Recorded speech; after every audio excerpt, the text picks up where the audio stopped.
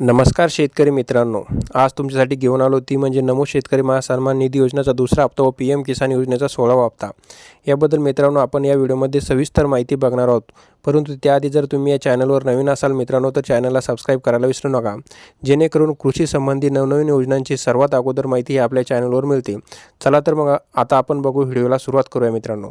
नमो शेतकरी योजनेचा दुसरा हप्ता हा शेतकऱ्यांच्या खात्यामध्ये येत्या बुधवारपासून जमा होणार आहे। त्याचप्रमाणे पी एम किसान सन्मान निधी योजनेचा 16 हप्तासुद्धा येत्या बुधवारपासून आपल्या शेतकऱ्यांच्या खात्यात टप्प्याटप्प्याने जमा होणार आहे, अशी अपडेट मित्रांनो समोर आली आहे। परंतु मित्रांनो यासंबंधी एक वाईट बातमी म्हणजे राज्यातील जवळपास 4 लाख शेतकरी नमो शेतकरी सन्मान निधी योजनेच्या दुसऱ्या हप्त्यापासून वंचित राहणार आहे।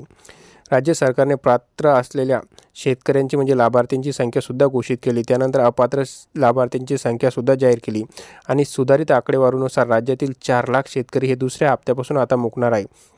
काय संपूर्ण अपडेट आहे आणि हे कोणते शेतकरी दुसऱ्या हप्त्यापासून मुकणार आहे ही आपण संपूर्ण माहिती आता बघणार आहोत। परंतु मित्रांनो व्हिडिओला शेवटपर्यंत बघा। तर चला मित्रांनो आता आपण व्हिडिओला सुरुवात करूया। तर मित्रांनो आपल्याला माहीत आहे की राज्यातील 4 लाख शेतकरी हे KYC विना आहे। या शेतकऱ्यांना पी एम किसान योजनेची मदत मिळणार नाही, अशी अपडेट कृषी विभागाने दिली आहे। आणि याबद्दल सविस्तर अपडेट अशी आहे की राज्यातील 4 लाख शेतकऱ्यांची ही KYC अद्यापित झालेली नाही, त्यामुळे पंतप्रधान शेतकरी सन्मान निधी योजनेतून वंचित असलेल्या शेतकऱ्यापर्यंत पोहोचण्यासाठी कृषी विभागाने कंबर कसली आहे। कृषी आयुक्त डॉक्टर प्रवीण गोदाम यांनी अलीकडे ज्या योजनांच्या कामांचा आढावा घेतला आहे ही KYC गेल्या 6 डिसेंबरपासून राज्यातील विशेष मोहीम राबवून पूर्ण करण्यासाठी 15 जानेवारीपर्यंत समाप्त होणार आहे। या योजनेचा लाभ मिळण्यासाठी जमिनीचा तपशील अद्ययावत हवा, बँक खाते आधार कार्डशी संलग्न हवं व KYC अशा 3 अटी सक्तीच्या करण्यात आल्या आहे। पी एम किसान सन्मान निधी योजनेचा 14वा हप्ता वाटला गेला होता। 3 अटीचे पालन करणाऱ्या शेतकऱ्यांची संख्या राज्यात अवघी 70 लाख होती, परंतु कृषी विभागाने सातत्याने प्रयत्न करीत 15व्या हप्त्यासाठी वाटणी ही संख्या 84 लाखावर नेली। कृषी विभागाचे संचालक दिलीप शेंडे यांच्याकडून योजनेचा विस्तार करण्यासाठी सातत्याने आढावा घेत आहेत।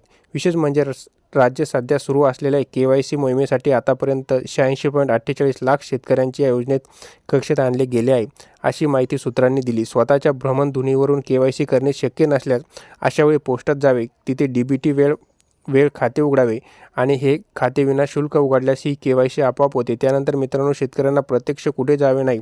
लँड सीडिंगसाठी शेतकऱ्यास तहसील कचेरीत प्रत्यक्ष उपस्थित राहण्याची गरज नाही आणि कुठे प्रत्यक्षात उपस्थित राहावे लागेल ते म्हणजे आधार शेडिंगसाठी आधार क्रमांक बँक खात्याला जोडण्यासाठी प्रत्यक्ष बँकेत जावे लागेल।